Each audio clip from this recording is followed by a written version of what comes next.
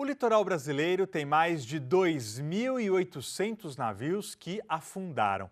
Só no estado de São Paulo, os registros apontam uns 250. Nos últimos dias, um grupo de mergulhadores apaixonados pela história que o fundo do mar guarda foi atrás de uma pista. O objetivo deles era encontrar um navio que afundou entre Peruíbe e Iguape, no litoral sul do estado. A embarcação teria sido atacada por um submarino alemão durante a Segunda Guerra Mundial. A partir de agora, você está convidado a mergulhar com eles nesta viagem que mistura pesquisa e história.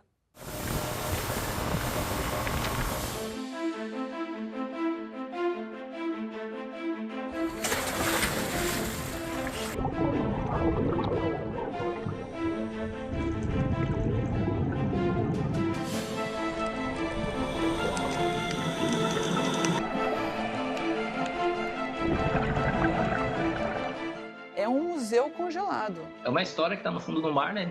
Muita gente até hoje não fazia nem ideia, né, que isso existia.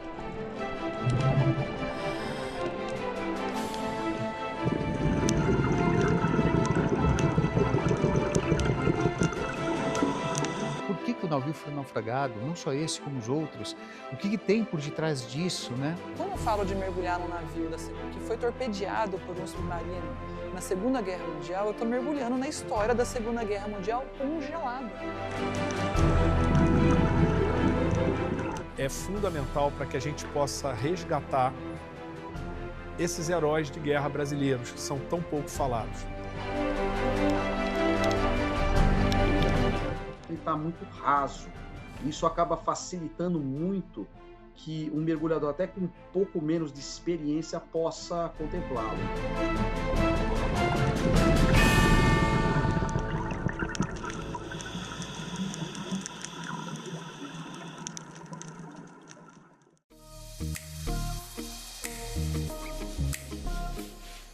Serra do Guaraú, Peruíbe, litoral sul de São Paulo. É este o ponto de partida deste grupo de amigos que adora achar tesouros no fundo do mar. Bom dia, galera! Domingão, estamos aqui em Peruíbe, ó. Eles já localizaram e comprovaram 2 naufrágios próximos à Ilha da Queimada Grande, também chamada de Ilha das Cobras, na direção de Itanhaém. O Araponga e o Irmãos Gomes. Mas eles sabem que por ali tem mais naufrágios. E durante as conversas e as pesquisas de naufrágios próximos à Queimada Grande, né, existem vários nomes, vários navios para serem localizados ali. E eu encontrei um jornal que falava do Tutóia. Não se sabia exatamente aonde o Tutóia tinha sido torpedeado. Existia uma suspeita de Ilhabela e existiam alguns documentos da Marinha que citavam Iguape. Uma das estratégias para localizar o navio Tutóia foi conversar com o marinheiro Cleiton, conhecido dos pescadores. E eu falei, Cleiton, você não sabe de pescadores, pessoal por aqui que tem marcações de naufrágios? A gente começou a pesquisar com o pessoal, as posições de onde estava, quem tinha, qual era mais, se batia uma com a outra. Com algumas coordenadas, lá foram eles em busca de um tesouro histórico no fundo do mar. Lá temos Iguape. E lá na frente, Peruíbe. Uma missão tão difícil quanto achar uma agulha num palheiro. E ele tinha algumas posições, algumas marcações, e uma delas teve um pescador que citou para ele, falou, olha, essa marcação aqui é do Totóia, ele usou esse termo. Aí eu, Totóia, será o Tutóia, né? E como a gente tinha esse relato de talvez poder estar em Iguape, eu comecei a pedir para ele tentar confirmar essa posição com outros pescadores. Tem muita gente que tem ponto, mas às vezes é diferente um do outro, né? Então acaba que complicando um pouco para achar a posição correta de estar no naufrágio certinho, correto, né? Mas a gente conseguiu procurando com um, com outro, pergunta para ali, outro para lá e vai. Aí nós chegamos próximo e colocamos todas as informações, né, que nós tínhamos no GPS. E começamos a fazer a busca. Mantém o segmento. Isso.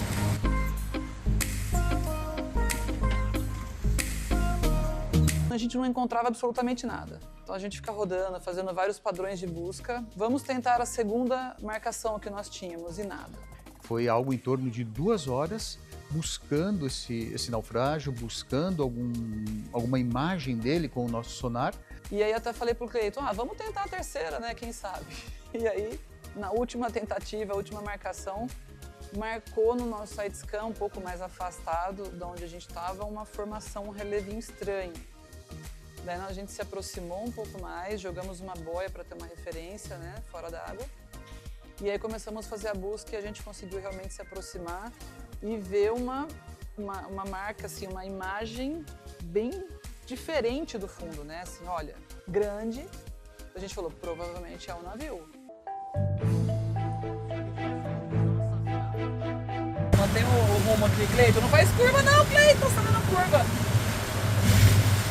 Não faz curva não, olha a boia lá, não faz curva não. Aí, entende?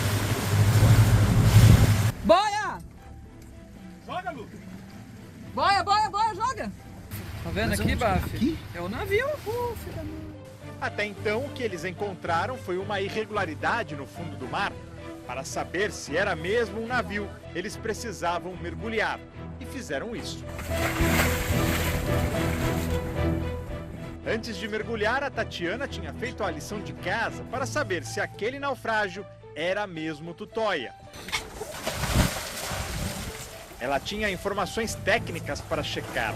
Então eles já sabiam de algumas dimensões e algumas características, sobretudo de motorização, carga e o que aconteceu, né? Os mergulhadores desceram equipados com alguns instrumentos para captar imagens e tirar medidas. Um trabalho cuidadoso para manter a história preservada. E eles foram medindo as caldeiras, os motores e observando vários detalhes na embarcação. Quando eu fui mergulhando e começa tudo a bater, né, assim, o motor bateu, a estrutura bateu, a caldeira bateu, você fala, ai meu Deus, é o Tutóia. E aí o leme bateu e vai tentando manter a calma, né, tirando medida, anotando, mas na cabeça, nossa, acho que é o Tutóia. Foi a minha primeira descoberta, assim, a primeira participação onde eu efetivamente entrei no mar para ver e achar. E foi uma coisa, assim, é indescritível, Vinícius, é indescritível o sentimento de alegria de fazer parte de uma história que aconteceu antes de eu nascer. E quando a gente sai da água e pode compartilhar com eles, gente, tudo bateu. As medidas bateram, a pesquisa bateu, a gente está mergulhando no Tutóia. É emocionante, comemorar. Uhul! Tutóia! Mais um pra conta! A confirmação de que o navio que está no fundo do mar é o Tutóia é o prêmio de um minucioso trabalho de pesquisa.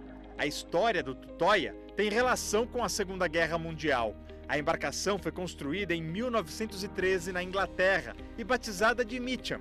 10 anos depois, foi vendida para o Lloyd Brasileiro, uma companhia de navegação que não existe mais, e rebatizada de Uno. Em 1929, ganhou um novo nome, Tutóia, para homenagear uma cidade do Maranhão. O cargueiro seguia a rotina de viagens, mas no período da Segunda Guerra Mundial, na década de 1940, a forma de navegar no litoral brasileiro com segurança mudou. Durante o período da guerra, por causa da ação dos submarinos, os navios navegavam às escuras e próximo ao litoral para se proteger. Os vapores, eles produziam muita fumaça preta, né, por causa da queima de carvão nas caldeiras. Então, à noite, você ficava meio que invisível. Então, eles navegavam à noite com as luzes apagadas, evitando um tiro. Então, imagina o que estava passando na cabeça deles, trabalhando na época com esse risco. Como havia uma atividade muito da Marinha Americana e da Aeronáutica brasileira na proteção da costa, os submarinos alemães começaram a descer a sua área de atuação.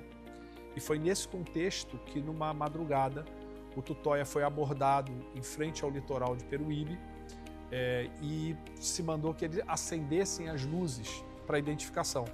O comandante, acreditando que era um navio de patrulha, acendeu as luzes e logo depois foi atingido por um torpedo do U-513. O U-513 foi um submarino alemão que circulou pela costa brasileira durante a guerra. Por causa do ataque, o Tutóia naufragou no dia 1º de julho de 1943. 7 pessoas morreram. Elas são lembradas no Monumento dos Pracinhas, no Aterro do Flamengo, no Rio de Janeiro. A homenagem está numa parte chamada de Mortos da Marinha Mercante. A descoberta é fundamental para que a gente possa resgatar esses heróis de guerra brasileiros, que são tão pouco falados. Eram marinheiros que em 43 estavam navegando navios brasileiros, navios comerciais, o Brasil apenas tentando fazer comércio, e foi atacado em pleno nosso litoral. Então eu acho que a gente deve a essas pessoas uma representação da sua história, o seu ato de heroísmo por navegar em momentos tão perigosos. Existem alguns relatos, a gente viu algumas publicações em rede social, né, principalmente de Iguape, da cidade de Iguape, de pessoas comentando que familiares, né, o avô morreu no Tutóia, faleceu no Tutóia, e realmente eles nunca tiveram um funeral, por exemplo, né, nunca tiveram um desfecho dessa história. Então, de certa forma, encontrar o navio, produzir essas imagens, divulgar essas imagens, ter certeza de onde o navio está, é um desfecho para as famílias, com certeza. Navios, quando afundam, costumam virar um recife artificial, criando um novo ecossistema marinho. Mas no caso do Tutóia, ele é mais do que isso.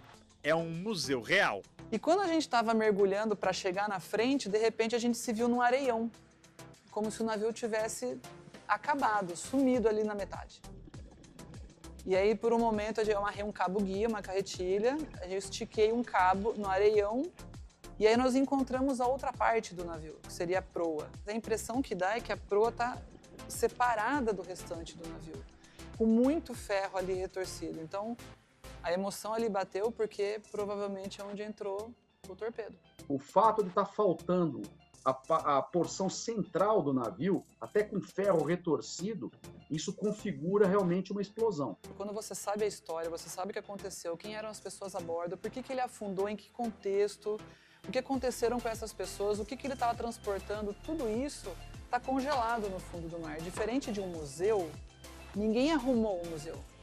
Ninguém foi lá, ninguém limpou, ninguém colocou uma plaquinha.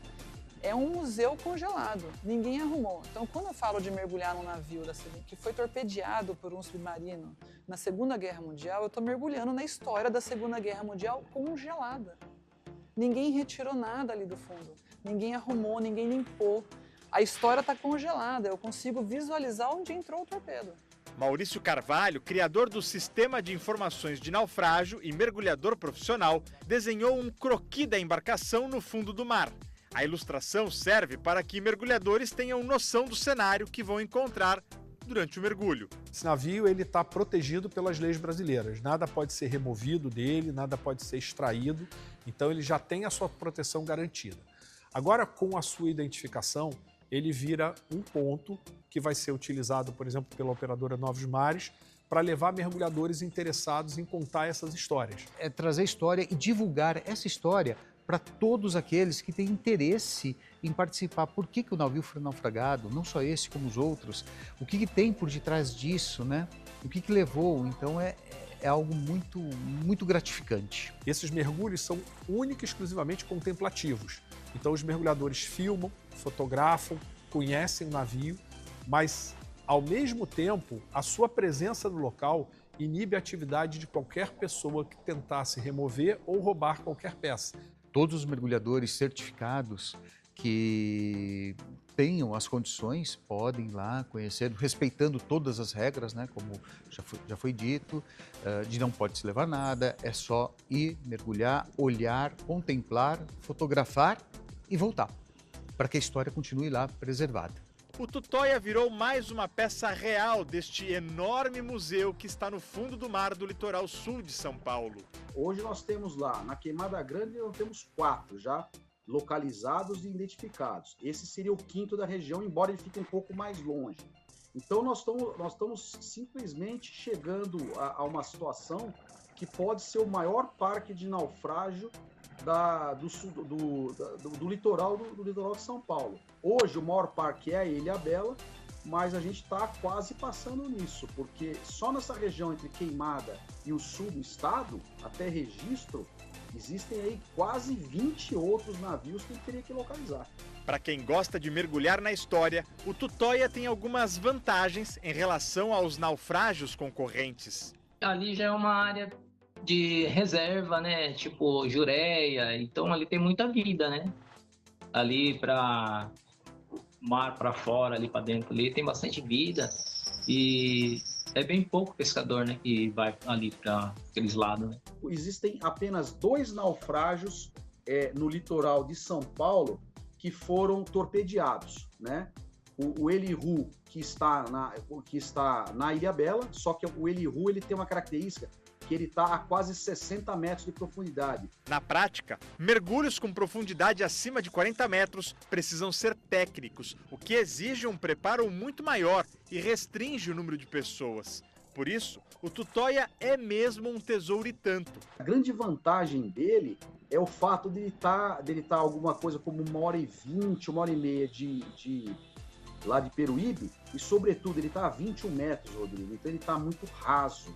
Isso acaba facilitando muito que um mergulhador até com um pouco menos de experiência possa contemplá-lo, entendeu?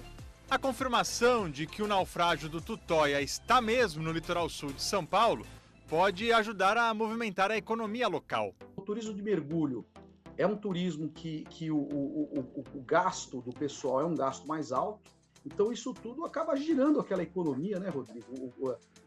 A operadora ela funciona, o restaurante vende mais, a pousada, o hotel vende mais. Então é um negócio, especificamente esse caso, ainda mais nessa região, principalmente para a saída lá de Peruíbe, mais ao sul, eu acredito que vai dar um bom retorno econômico, sim. Essa é a história do navio Tutóia, mas outras tantas histórias ainda estão presentes no fundo do mar do litoral brasileiro. Nós temos hoje em torno de 2.860 naufrágios. Desses 2.860 naufrágios, que a gente tem dados históricos e técnicos para registrar, a gente tem mais ou menos 250 que estão afundados no litoral de São Paulo. Mas desses 250 afundados, só estão localizados pouco mais de 20 navios. Então nós temos muita história ainda para contar e muitas aventuras para viver. Ah! Uhul! Tutóia!